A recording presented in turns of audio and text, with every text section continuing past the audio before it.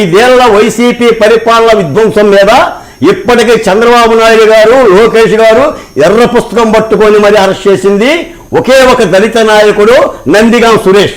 ఇంకా ఎవరిని అరెస్ట్ చేయాల. నేను చెప్తున్నాను, టీవీ డిబేట్లో మిత్రుల కోసం చెప్పడంలా అరెస్ట్ చేస్తారనే నమ్మకం నాకు లేదు.